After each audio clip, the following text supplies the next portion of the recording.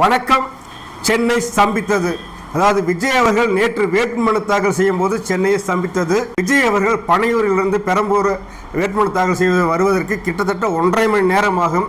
ஆனால் அதை அரை மணி நேரத்திலேயே கடந்து வந்துட்டார். இதுக்கு காவல்துறை சரியான ஒரு பாதுகாப்பை அவர் செல்லக்கூடிய வழி எங்கிலும் பண்ணியிருந்தார்கள். இதை ஒரு ப்ரெஸ் மீட்டில் ஆதவ் அர்ஜுனா அவர்கள் தெளிவாக சொல்லியிருந்தார். உண்மையாலுமே அந்த காவல்துறைக்கு நம்ம சேனல் மூலியமாக ஒரு சல்யூட்டை போட்டுடலாம். வேட்புமனு தாக்கல் செய்வதற்கு காலதாமதம் ஆகும் அப்படிங்கிற இருந்த சூழ்நிலையில் உடனடியாக அது எல்லாமே ரெடியாக இருந்ததுனால டக்குன்னு அந்த வேட்புமனு தாக்கல் பண்ணிட்டு பரப்புரைக்கு நேரத்தை கடத்தக்கூடாது அப்படிங்கிறதுக்காக உடனடியாக பரப்புரைக்கு வந்துட்டார். பரப்புரைக்கு வரக்கூடிய இடத்துல பொதுமக்களுக்கும் விஜய் அவர்கள் பேசக்கூடிய இடத்திற்கும் ஒரு நீண்ட ஒரு இடைவெளியை விட்டு பேரிகேடெல்லாம் அமைத்து காவல்துறை பாதுகாப்புக்கு இருந்தார்கள். பொதுமக்கள் ஒரு புறம் இருக்க விஜய் அவர்கள் வாகனத்துக்கு தனியாக ஒரு இடம் நிற்பதற்கும் சிறப்பான ஏற்பாடு செய்யப்பட்டிருந்தது. அங்கே அவர் வேனிலிருந்து மேலே ஏறியதும் அவ்வளவு கரகோஷங்கள் டிவிக்கே அப்படின்னா அவ்வளவு கரகோஷம் உற்சாகத்தோடு அந்த தொண்டர்கள் இருப்பதை நம்ம காணொலி பார்க்கும்போது நமக்கே அவ்வளோ ஒரு இதாக இருக்குது. அனைத்து வழிகளையும் தாங்கிக் கொண்டு உங்களுக்காக நான் பணியாற்ற வந்திருக்கிறேன், அதனால் எனக்கு ஒரே ஒரு வாய்ப்பு கொடுங்கள் அப்படின்னு அவர் பேசின அந்த ஒரு சொல் எல்லோருடைய மனதிலும் போய் சேர்ந்திருக்கிறது அப்படின்னு தான் அந்த இடத்துல நம்ம பார்க்கணும். அது அவர் கேட்ட விதம், ஒரே ஒரு வாய்ப்பு எனக்கு கொடுங்கள் அப்படின்னு தான் கேட்டார். புன்னகையோடு கேட்டிருக்கிறாரு. அது எல்லாருடைய மனசையும் தொட்டிருக்கிறது. குளத்தூருக்கு சென்றார். குளத்திற்கு போகும்போது பார்த்தீங்க அப்படின்னா இந்த விட அங்கே அதிகமான கூட்டம், அலைகடல் என இருந்த கூட்டம். குளத்தூர் தொகுதியே ஸ்தம்பித்து விட்டது. பாதுகாப்பு என்பது பெரம்பூரில் கொடுக்கப்பட்ட பாதுகாப்பு குளத்தூரில் கொடுக்கப்படவில்லை அப்படிங்கிற குற்றச்சாட்டு ஆதவ் அர்ஜுனா அவர்கள் ஆணித்தரமாக பிரஸ் மீட்ல சொல்லியிருக்கிறார். ஸ்டாலின் ஐயா அவர்கள் வேட்புமனு தாக்கல் செய்ய குளத்தூர் வந்திருந்தார். அங்கே ஆயிரக்கணக்கான காவல்துறையினர் பாதுகாப்புக்கு இருந்தார்கள். ஏன் விஜய் அவருடைய பரப்புரைக்கு கூட்டம் வரும் என்று தெரிந்தும் ஏன் அவர்களுக்கு சரியான பாதுகாப்பை கொடுக்கவில்லை என்று மக்கள் அந்த குற்றச்சாட்டை முன்வைக்கிறார்கள். விஜய் மீது 5 பிரிவுகளின் கீழ் வழக்கு பதிவு செய்யப்பட்டிருக்கு. அது மக்களுக்கு இடையூறு செய்ததாக வழக்கு பதிவு செய்யப்பட்டிருக்கு. ஒளிபெருக்கி 30 இடங்களில் பயன்படுத்தப்பட்டிருக்குது.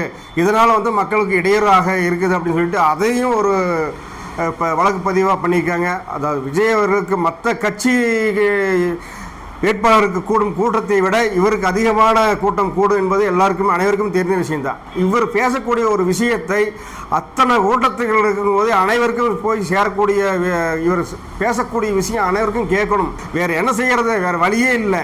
ஏதாவது ஒரு வழக்கு போட்டு விஜய் அவர்களை தடுக்கணும் அப்படிங்கிற அந்த எண்ணத்தோடு தான் தீய சக்தி திமுக இதை பண்ணியிருக்கு அப்படிங்கிறத மக்களுடைய மனசில் ஒவ்வொருவரும் கேள்வி எழுப்பிட்டு இருக்கிறாங்க. இந்த வழக்கை சரியான பாதையில் நாங்கள் சந்திப்போம்னு ஆதவ அர்ஜுனா சொல்லிவிட்டார்.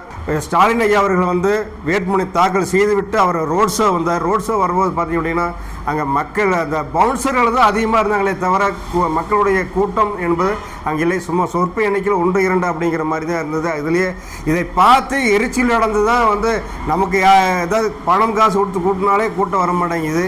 இது எதுவுமே இல்லாமல் இவ்வளோ கூட்டம் வருது. இவன் ஜெயிச்சிட்டான்னா நம்ம மொத்தமாக நம்மளுக்கு சகாப்தம் முடிஞ்சு போயிடும், இவன் வரக்கூடாத அளவுக்கு என்னென்ன பண்ணணுமோ அப்படிங்கிறது திமுக அரசு அது எல்லாத்தையும் பண்ணிட்டு இருக்குது. ஆனால் அதை அத்தனையும் கடந்து விஜய் அவர்களுக்கு கூடுகிற கூட்டம் அலைகடலென வருகிறது. அங்கே இருக்கக்கூடிய காணொலிகளெல்லாம் பார்க்கும்போது நமக்கே அவ்வளோ பிரம்மாண்டமாக இருக்குது. புரட்சித் தலைவர் எம்ஜிஆர் அவர்களுக்கு பிறகு விஜய் அவர்களுக்கு தான் இவ்வளோ பெரிய கூட்டம் கூடுகிறது அப்படிங்கிறத நம்ம பார்க்குறோம். திரு விஜய் அவர்களுக்கு சாதாரண தொண்டன் கூட வாக்கு சேகரிப்பான் அப்படிங்கிறதுக்கு அந்த கூட்டத்திலேயே நடந்த ஒரு தொண்டன் ஒவ்வொருத்தருடைய பாதங்களையும் தொட்டு அந்த கையை எடுத்து கும்பிட்டு வாகனத்தை செல்லக்கூடியவர்களை அனைவரையுமே வாக்கு சேகரிக்கக்கூடிய அந்த காணொளி ஒரு நெகிழ்ச்சியை ஏற்படுத்தியிருக்கிறது. அது அதீதமான அன்பு கொண்ட ஒரு தொண்டர். இவரை போல பல தொண்டர்கள் தமிழ்நாடு முழுவதும் இருக்கிறார்கள், ஒவ்வொரு வீட்டிலும் இருக்கிறார்கள். அதுதான் இந்த திமுகவிற்கு ஒரு பலவீனத்தை ஏற்படுத்தி இருக்கிறது. என்ன செய்யறதுன்னு அப்படி தெரியாமல் தான் விஜய் வரக்கூடாதுங்கிற அளவுக்கு எல்லாமே பண்ணிட்டு இருக்கிறாங்க. இதை விட பெரம்பூரில் விஜய் அவர்கள் பரப்புரையை முடித்து விட்டு போன பிறகு ஒரு சம்பவம் நடந்தது. எந்த கட்சியிலுமே இந்த மாதிரி ஒரு சம்பவம் நடந்திருக்க மாட்டாங்க. அப்படி ஒரு சம்பவம் நடத்தியிருக்குது. என்ன அப்படின்னு தான் கேட்குறீங்களா? அங்கு வீசப்பட்ட குப்பைகள், அதாவது வாட்டர் பாட்டில், டீ கப்பு, இது போன்ற குப்பைகளை தாவேகாவினுடைய தொண்டர்கள் சுத்தமாக கூட்டி அள்ளி ஒரு பாலித்தீன் பேப்பரில் கவரில் போட்டு அடைத்து குப்பை கடைகள் போடுவதற்காக அந்த இடத்தையே கிளீன் பண்ணியிருக்காங்க. இப்படி ஒரு அரசியல் நாகரிகமான அரசியல் எந்த ஒரு கட்சியிலும் இல்லை அப்படின்னு தான் நம்ம பார்க்குறோம். கொளத்தூரில் விஜய் அவர்கள் பரப்புரையாற்றும் பொழுது பேருந்துகள் வந்து அதாவது மகளிருக்கு இலவச பேருந்துகளை அல்லாமல் டிஎல்எக்ஸ் பேருந்துகள் வந்து உள்ள நிறைய வந்தது. அதே போல் குப்பை வண்டிகள் வந்து அதிகமாக வந்திருக்கு. இது வந்து கரூர் சம்பவத்திற்கு தொடர்புடைய ஒரு இதாக பார்க்கப்படுது. என்ன அப்படின்னா கரூர் சம்பவத்தில் வந்து 10 ஆம்புலன்ஸுகள் வந்து வரிசையாக வந்தது, அதாவது எம்டி ஆம்புலன்ஸுகள் வந்து நிறைய உள்ளே வந்ததை நம்ம பார்த்தோம். அதே போல் இங்கே மாநகர பேருந்துகளும் குப்பை வண்டிகளும் இங்கே நிறையா வந்திருக்கு. அது அங்கே அந்த குளத்தூரில் இருக்கக்கூடிய ஒரு பெண்மணி ஒரு பேட்டியில் வந்து அழகாக சொல்லியிருக்காங்க. என்ன அப்படின்னா, இப்ப வந்து விஜய் தான் எல்லாத்துக்கும் காரணம் சொல்லி எதிர்கட்சி ஆளுங்க சொல்றாங்க. ஆனா கிடையவே கிடையாது.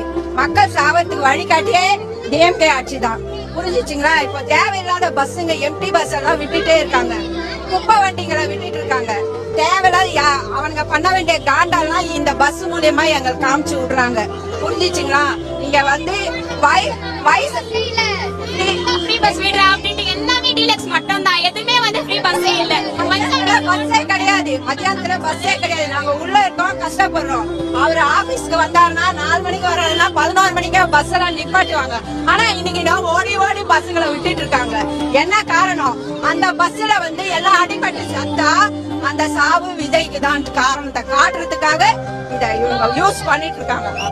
11 மணிக்கு அலுவலகத்திற்கு ஐயா அவர்கள் வர்றாருன்னா எந்த ஒரு பேரும் எந்த ஒரு வாகனமும் இங்கே வராது, எல்லாம் தடை செய்யப்பட்டிருக்கும். ஆனால் விஜய் அவர்கள் பரப்புரைக்கு வரும்போது சம்பந்தமே இல்லாமல் இத்தனை பேருந்துகளும் இத்தனை குப்பை வண்டிகளும் வருகிறது. இது கடவுள் சம்பவத்துக்கான அடுத்த ஒரு வியூகமா, அடுத்த ஒரு சம்பவம் நடத்துவதற்கான ஒரு யூகமா அப்படிங்கிற மாதிரியான அந்த குற்றச்சாட்டுகள்லாம் பொதுமக்களிடையே எழும்புகிறது. ஒரு சந்தேகத்தை ஏற்படுத்துகிறது அப்படின்னு தான் நம்ம இடத்துல பார்க்குறோம்.